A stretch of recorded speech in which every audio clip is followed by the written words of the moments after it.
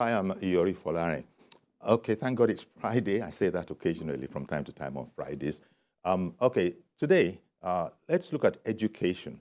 And this will, well, apart from gladdening the hearts of a lot of people, especially there are a couple of our guests that are, very highly interested in educational matters. They always will bring whatever the conversation is round to the educational aspect. Well, we have something special for you today, talking about transnational education, the opportunities that exist there, and indeed education as, well, an exportable service to possibly increase GDP. Now, we have some experts in the house this morning on this particular subject. Let me introduce a couple of them. Mark FALVO, for instance, he's in our Abuja studio, and he's External Relations Director of an organization called INVENTORIUM RTO. INVENTORIUM is an accredited training organization that delivers courses in vocational education and the training sector. A fine morning to you, Mark. Good morning. How are you? And then we also have MATTHIAS EHIZUA. MATTHIAS EHIZUA, transnational education expert. He's the founder and CEO of EHIZUA. Actually, it's his surname, but it's also the name of the organization. It's an educational and creative technology hub in Australia and Nigeria. Good morning to you, MATTHIAS. Yeah. Good morning, Yuri. Thanks for having us. Thank you very much. Now, I have on my notes here that among quite a number of things that EHIZUA, the organization, does, because we also have EHIZUA, the man, sitting before us, EHIZUA fosters innovation and entrepreneurship, providing equal access to affordable vocational training and quality higher education. Now, MATTHIAS, tell us about that. First of all, we're delighted to have you here, you and Mark, but you people are based in, shall I say Australia, or is it Australia and Nigeria? Because I imagine this could be a global thing. Yeah, Australia, but we're currently in Nigeria, so visiting and working from Nigeria at the moment. Are you on a, I take it you're on a familiarization visit to Nigeria, possible recruitment drive such as we see from time to time from other organizations from different countries. Is this that kind of a thing, or is it different? It's a little bit different. We're here to advocate for Nigeria to participate in transnational education. Nigeria has always been on the outgoing side of sending students overseas in large numbers, but we're here to advocate so that the government can consider the option of transnational education in enhancing our education system, basically. Yeah, okay then. And Mark, how does your organization, INVENTORIUM, key into that? Because I imagine you are working in partnership with EHIZUA, if I'm correct. I am. It's a good question. The idea of transnational education, as MATTHIAS alluded to, is not just students going from one country to another, and then of course, they contribute to the incoming country's economy and tuition fees, in labour, in accommodation, in tourism. What we're doing with the EHIZUA hub with INVENTORIUM is looking at students, particularly in the space of engineering or information technology, to be able to start while they're still in country with an online program delivered out of Australia in a Certificate 3 in new business or entrepreneurship. And those students that have got a qualification or a background in either engineering or ICT will look at having their skills assessed, and so they're able to go to Australia as a qualified person and be able to look at having an opportunity to have a paid internship for either 12 months or 2 years, and so to earn money while they're still training, but also actually getting work experience through an occupational training visa whilst in Australia. So the idea is contributing to the Australian economy, but of course being able to potentially stay, but then even more rewarding for Nigeria in particular is to come back with that Australian or global experience and then contribute to a startup or a tech firm or the more globalized economy that Nigeria is starting to look at. So it's a slightly different model to what you would normally see, rather than one country perhaps benefiting more from students going and perhaps migrating. What we're looking to do is leverage the incredible talent that you have here, give a work experience in a foreign country, and for most of those students, they'll then end up coming back and contributing with what they've learnt in Australia to the Nigerian economy as well. Okay, thank you very much for that, Mark. Coming to you, Matthias. Okay, explain, if you will, how this works. Because I described your organization as an educational and creative technology hub. Now, I would imagine that the closest thing that most interested Nigerians would sort of know in relation to that kind of a thing is the open university system, for example, where it's not actually a physical campus like that, and a lot of people who can't, actually be present physically can still benefit from higher education via the open university system. Now, in what way is this different from that? And is this also something, because Mark was just saying that actually you can actually kill two educational and aspirational goals with one stone, so to speak. So how is it different from that, from a point of view of trying to understand this, this new idea, at least new to some people, and especially its potential to increase the GDP? Okay. So basically, this is a model of transnational education. There are various models to transnational education. With the current option EHIZUA is providing in Nigeria, it's a learning center where students can have access to internet and computers while they study from the hub, connecting to lecturers overseas in Australia. So they connect via our hub, and we do have our hub currently in Ibejuleki, and also we have one in Benin City. So students go into those hubs and connect on their training with lecturers in Australia. So that's a perfect example of a transnational education program. And we've done this past with a different university in Australia, Torrens University, Australia, where we were able to offer close to 800 students the opportunities to start their studies online in Nigeria. And as I speak to you, about 300 or 400 students right now are in Australia as a result of commencing their studies online at EHIZUA Hub in Ibejuleki. So the students study for about 6 months to a year online and receiving support from the hub, while they eventually make their travel plans and continue their studies and work experience in Australia. So it's one of the examples of the model of transnational education, which we are going to be discussing further on how transnational education can assist Nigeria in the area of enhancing our education and our GDP in general. Thank you. Yeah, thank you. And you also did say in the, was it Mark who said it, that it can provide support. Now, education, there are very few free lunches anywhere, if any, anywhere.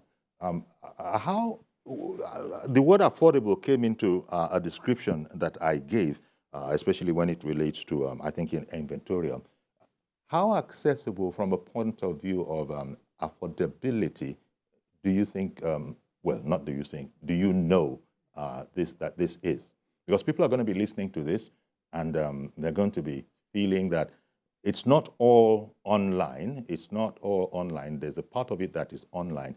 And you've mentioned Ibejuleki as one of the areas. So I just wanted you to sort of speak to that. It's an exciting project, but is it also accessible from the point of view of affordability to most Nigerians? Yes, it's accessible and it's quite affordable at the same time. As Mark has mentioned earlier on, it's an online program, But where students do require physical support, they can always come to the hub in Ibejuleki or our hub in Benin City. They can easily access support. And the reason why you study online and package with an onshore and transfer later on, it makes it more affordable because the cost of studying online is way lower comparing going overseas to study. So with this current program with INVENTORIUM and EHIZUA Hub, we are targeting ICT and engineering professionals in Nigeria that are qualified already with bachelor's degree in engineering or bachelor's degree in ICT field, and will be able to support with their skill assessment to Australia while they complete an online program for 6 months in new business and entrepreneurship. So we assist them to go to Australia on a training visa 7407, which enables them to work paid employment for 2 years. So INVENTORIUM and its partners in Australia provide a sponsorship for such programs. And the Nigerian government can also key into this. State government can also key in if they want to enhance job opportunities for their graduates. State government can come in as sponsors. There are no financial obligations for that. It's just for the right partnership between the government and INVENTORIUM, and they can facilitate large numbers of Nigerian ICT and engineering professionals to live and work in Australia after completing the online module in Nigeria. So the online package on a different model now, apart from the INVENTORIUM model, on a different model we've worked on before. The benefit students get can be as high as 30% scholarship overall than studying abroad. So I'll give you a good example. Going to the UK to do a 3 years degree, you end up paying roughly about 60,000 US dollars over 3 years. But if it's a package program where you have to do like a year in Nigeria, it can be through a study center or it can be through a local university in Nigeria before continuing the remaining 2 years in the UK. You end up saving up to 30% of that amount. So instead of spending about 60,000 US dollars, a student typically will be spending about $45,000 or $40,000 because they're going to study a component in Nigeria before commencing the remaining components overseas. These are some of the benefits we're going to be discussing further as we progress with our conversation today. Okay. Mark, as we just learned, this particular effort targets ICT and engineering people, especially graduates, students. But I wanted to find out, do you need to be an ICT or engineering graduate before being able to access this by way of qualifications? And secondary to that is how your organization, what is the spread of institutions that are available, if at all that is the case, for people to sort of choose from upon being advised? How does it work? Does it work that way? Yeah, so first of all, in the initial part, there are other types of fields that you can go to Australia and do occupational training for. We've decided to really focus on the fields of IT or ICT and engineering because there's so much demand for those professions in Australia. And also the relative salary level is very high. So if you're in any of those fields going to Australia, I mean, nothing's guaranteed, but you're looking at around $80,000 to $100,000 if you're working full time. And the unemployment in those fields is around 2 to 3%. Unemployment in Australia is around 3.5%, so it's quite low. The Australian Computer Society is the organisation which will assess your skills, and they do have a variety of categories. So sometimes you're able to be assessed. The easiest thing is if you do have a bachelor or a master's qualification in either engineering, if it's with Engineers Australia, or in IT or a related field. But there are some other parameters, and Matthias can work through with anyone who's interested around perhaps you don't have a degree, but you've got a diploma in IT with significant experience. I think the more qualified and experienced you are, the more likely that your skill assessment is able to be successful. And that's the first part to being able to then apply for the occupational training visa to be able to go to Australia. In that space, once you're... Yeah, sorry. Yeah, please continue. In that space, once you've been assessed and your qualification and your background's been endorsed by either the Computer Society of Australia or Engineers Australia, and you're able to come to Australia and actually do that work and an internship paid at the same time, the Inventorium is able to source a multitude of different companies throughout Australia. It's not just limited to one institution. Sometimes it's probably easier if it's in capital cities, but we can work with any of the prospective students or clients to decide where they would like to go. And the number of institutions that are able to sponsor a student to come through are everything from, a very small bespoke startup that might want to give a prospective person in the IT or engineering field from Nigeria, in lieu of potential salary, they might give them a piece of their business, for argument's sake. There's a lot of different models that could potentially run through. So we'll work with every student, every trainee, I should say, what kind of organisation do they want to work with or for? For 2 years is a long time, potentially. Would they rather work for a multinational? Would they rather work for a smaller startup type of organisation? But we will look to match the organisation with the trainee as much as vice versa. So we're able to source either through our own capability or through intermediaries that this is what they do, for their job, is to be able to find and match trainees with institutions. Okay. And because, that process, realistically, once you start the online program, you start with that skill assessment, that takes several months to be able to do that. So while that's happening, we'll be working with the student through the EHIZUA hub to find, the best fit for them. And that's everything from geographic location, how much would they potentially be paid, how big is the organisation.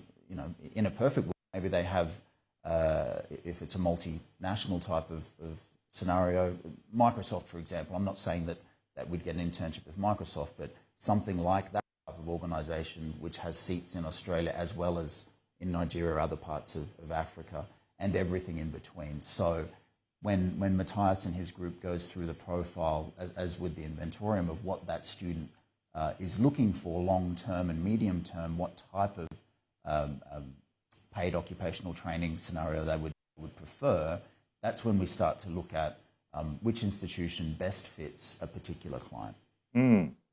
Well, thank you. Matthias, what Mark said speaks to the other question that I was going to get a bit more clarity on, which is just looking through your profiles on the internet, there's this aspect about the next step, helping students with the next step in their career as a result of participating in this kind of a system. And that often, that I'm sure is something that is going to be very valuable, because a lot of people don't necessarily know the best way to go. But it seems to me that with this kind of a combination, people now have expert, sort of advice on how to go that they might not necessarily have thought about themselves. So that next step counseling also is very valuable, I would imagine. Yep. So for the next step in terms of what you can do to assess this, go to our website, EHIZUAHub.com. No, I wasn't talking, I beg your pardon, I wasn't talking about, sorry, forgive me, maybe I wasn't clear. I was thinking more of the next step in your career, the options available for you, for you to then make a choice from. Okay, you mean for myself or? Yes, well, it was following from what Mark had said that as I said, when I was looking at your online site, at your site online, there was an aspect about also giving counsel on the next step in the next professional step, so to speak, as a result of joining in with this, because people don't necessarily always know what's the next thing to do with certainty. Basically, if you come into this program, the next step, while you're in this program in Australia, you could decide to continue to remain in Australia by applying for further visas, permanent residencies, continue professional career, set up a business, or return back to Nigeria and set up a startup with the experience that has been gained in Australia.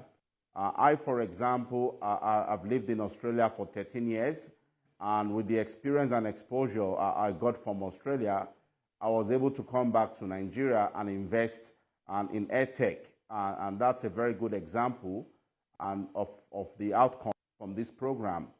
So there's always options for Sorry, what did you just say you invested in? I beg your pardon.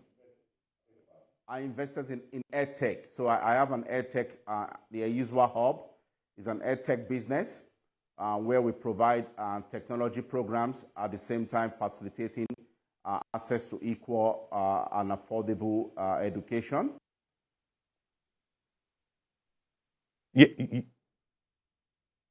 Yes, I heard that. Okay, thank you. What I'll do is I'll go on a break now. Please stay with us. We'll be right back. Okay, welcome back. So sorry to have been away for a bit. We're talking about education as an exportable service to increase GDP.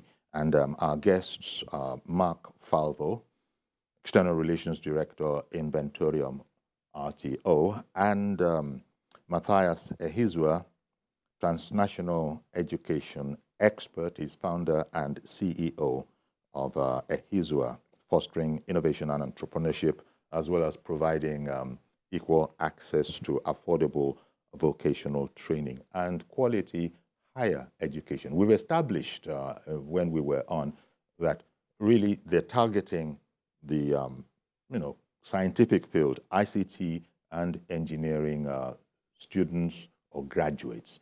Okay, so Matthias, can you hear me? Hear you clearly. Thank you. Matthias, if you can hear me, I was saying, okay, now let's look at what the opportunities are, especially as you know, the Bola Ahmed Tinubu administration.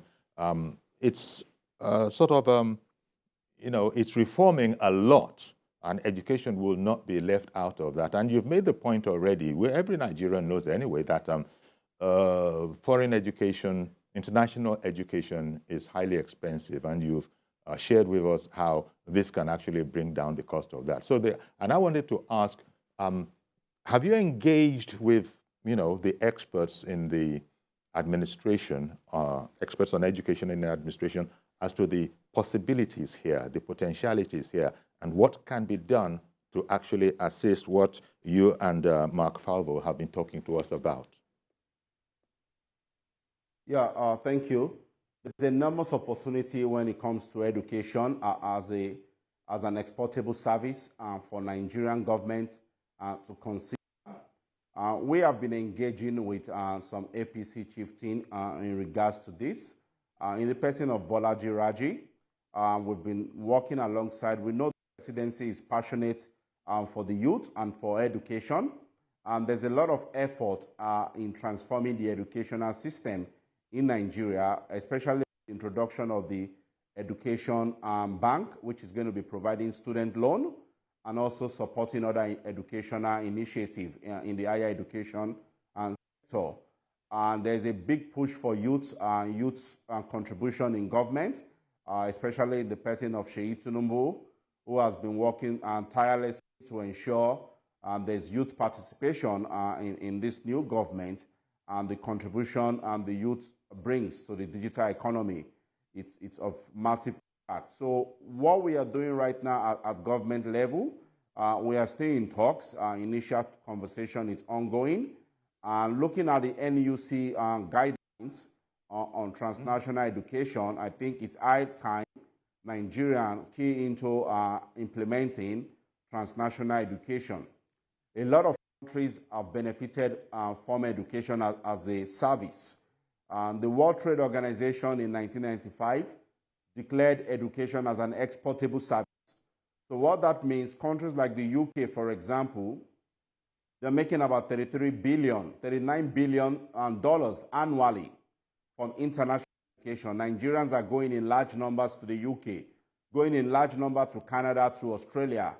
Recently, Australia made about $29 billion from international education. Not to talk of our neighbors, Ghana, for example, making $1.1 billion annually from international education. And Nigeria is one of the leaders in driving the numbers of students into Ghana. We are currently #1 largest source market in Africa. The population of over 220 million people, and 90,000 Nigerian youth are going overseas to study annually. And so there's a huge market, and we are #1 in Africa as a source market. So there's an opportunity here for the government to work with us to enhance the education system in Nigeria so that we can facilitate transnational education in Nigeria, making it easier for Nigerians to go abroad to study and affordable. And that is what we stand as an organization. An individual myself, I've been in the business of international education for the past 13 years, where we've sent over 1,000 Nigerian students to study, live, and work in Australia. We want a better solution to this.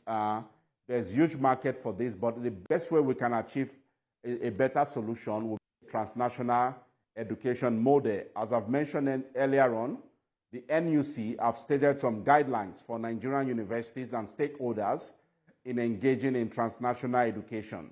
But at the same time, there needs to be a government might, a government push in creating an enabling environment to push transnational education. And some of the initiatives of this present administration has actually points towards that direction, but we are hoping that we could have some further engagement to introduce transnational education into Nigeria.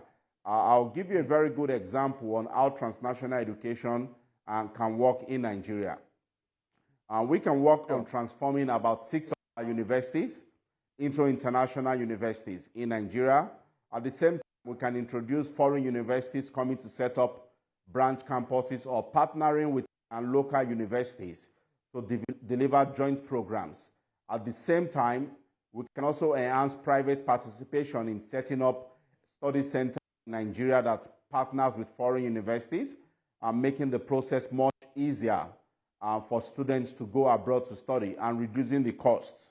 As I've mentioned earlier on, there's a huge pressure on our forex. International education is having on our forex. In the past 10 years, the CBN provided subsidized forex for international tuition fee payments at the rate of $29 billion in the past 10 years. This has had a drastic impact on the availability of forex for other economic activities. And in terms of personal and travel allowance for medical tourism, individual travel abroad, basic traveling allowance, the CBN has provided close to $59 billion in the past 10 years in subsidizing this. So a transnational education solution will further reduce the pressure on our forex by 30%. So if a student, for example, going to the UK, completes 1 year of that module in Nigeria, instead of going to the UK to do 3 years bachelor's, they do 1 year in Nigeria, they pay in local Nigerian currency. It makes it more cheaper and affordable for the government. So at the same time, the students also saves, their parents saves. It makes it more cheaper and affordable for the parents. So that's about 30% reduction in tuition fee because they'll be paying in local currency. And the current fee payment, you pay 1/10 of what you pay in the UK if you are studying in Nigeria. So there's a lot to discuss around this area, basically. So these are one of the areas we'll be looking into further. Indeed. And as you know, this government is sort of, it's doing things differently the way it hasn't been done in the past. It's forward-looking, it's modern. It even has a minister in charge now of information technology, and all of that must no doubt be helpful in sort of engaging in a sort of an important foundational way on this particular project. I think there's also this whole matter about it being mutually beneficial. Maybe I could bring in Mark again here, because he's the External Relations Director at INVENTORIUM. The mutually beneficial part to it, we've just heard how this can actually, how education can be an exportable service to increase GDP. About the mutually beneficial aspect to it, it's like Australia or whatever the correspondent country is would also be benefiting. It's a two-way kind of a thing. Can you speak a bit about that? Yeah, for sure. I mean, even what we're talking about with the model that we discussed beforehand, the idea is for, in this case, Nigerian students to be able to go to Australia with a mentor and actually be able to get employability skills. And if you think about transnational education, the real outcome is that you want yourself or your child or your partner to become globally employable. And that's what we're doing with the program that we've discussed. That benefits Australia. But the idea is that all of those, vast majority of those students will come back to Nigeria and then set up business with the skills that they've learnt while they've been studying and working in Australia. Yeah. I myself have lived and worked in many different countries. I studied at an Italian university. I worked at a Chinese university where actually one of the first people I met was from a man from Nigeria, this was 25 years ago, who was studying medicine. And I think Matthias is actually a very good example of someone that leaves their home country, wherever that might be, studies, learns a different culture. Obviously, English wasn't a challenge, but often people have to learn another language. That benefits economically, culturally, in a societal sense, the receiving country. But again, someone like Matthias, who spends 6 months in Australia, 6 months in Nigeria, but then contribute to the Nigerian economy by setting up businesses, giving jobs to people, enabling that real mobility of talent. I think Nigeria is perfectly set up, not just in an African continental sense, but in a global sense, because of your high quality of education, because of the value for money aspect of the lifestyle here as the world becomes a lot more expensive, in terms of the quality of your faculty and the potential. I beg your pardon, Mark, could I butt in here? We have a caller, one of the people I expected to call in on the program, Mazi OKOROAFOR, calling in from AROCHUKWU. Education is definitely a thing with Mazi OKOROAFOR. Good morning to you, Mazi OKOROAFOR. Good morning, sir. Good morning, I guess. Yeah, when we talk about education, is paramount important in the whole world, not only Nigeria or in AROCHUKWU State. Now, let me give you two quotes. Like Nelson Mandela, I quote and unquote, education is the most powerful weapon which you can use to change the world. Unquote. As B.B. King said, unquote or unquote, the beautiful thing about learning is that no one can take it away from you. Which means you can take a horse to the stream, you cannot force that horse to do what? To drink water. You see, when we talk about education, it's very, very important. Paramount important. That this is a key thing that will lead the GDP to any level in this country. One, if the monotechnics, polytechnics, college of education, universities, whether private, whether state or federal, will sit down, make use of the manpower they have there, they will generate any type of form. Look at the just restaurant, look at this guest house, look at the program you run, look at pure water or swan water or table water, any type of water you talk, they can do that one. But the thing is this, are we ready to do it? Which the government have told us that they are ready to do it. But the thing is that the program we are facing today now about the people talk about school fees. Well, I would just advise the federal government, any university should not charge more than 70,000 or 60,000 in any university. That's my own suggestion to the federal government. Now, if you come to school, when it's time, maybe you are doing, no matter the program you are doing, you must do an entrepreneurial course. That by the time you finish, whether you are a lawyer or a medical doctor, anything like you have a skill matched together with the profession you have already acquired. That is the course of study in this university or polytechnic or military. That's when you are, and you are also yielding revenue to the state. Not only the state, your local government and where you are coming from. For a question of, I think we lost Mazi OKOROAFOR there, but Matthias, could I ask you to pick up on, what Mazi OKOROAFOR was commenting upon there? He actually, as you heard, he also said something about the cost of education. Yes. The cost of education, as I've mentioned earlier on, it's increasing daily, according to CPI. At the same time, the government is also looking for alternatives to make education affordable and accessible. With the introduction of the Education Bank, which the act was recently passed by this present administration. So that is in its own step, it's going to be reducing the cost of accessing education in the long run for Nigerians. And just like we cannot overrule the benefits of going abroad to study, even though it's costly, at the same time, we want to work with the government to have an affordable means of going abroad to study, which is the transnational education model. And the high cost of studying overseas still has its own benefits for the economy. There's a multiplier effect. Diaspora remittance into Nigeria is impaired with our GDP. That tells you there's a huge contribution from the diaspora communities. And most Nigerians going overseas go as students initially. From there, they have the opportunity to work while they study. At the end of their study, they go into full-time employment, and they send in remittances from overseas. These remittances, in turn, create jobs, start new businesses, build properties, build houses, support their families. And this on its own has a massive multiplier effect in the economy. So when looking at the cost of going abroad, I would like the government to find a way to support Nigerians going abroad in large numbers. It's not a bad way. I was speaking with a representative from a state government recently on how they can solve unemployment issues.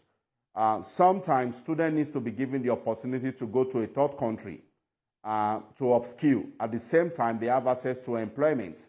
The cost of a government doing a scholarship program to support people to go overseas far outweigh the cost of looking for employment for them in Nigeria.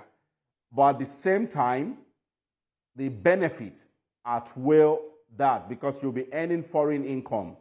So there's a lot of benefit for the government and also for Nigerians. And so education is expensive, that's true, but the government will look for alternative way to make it more affordable, especially those going overseas.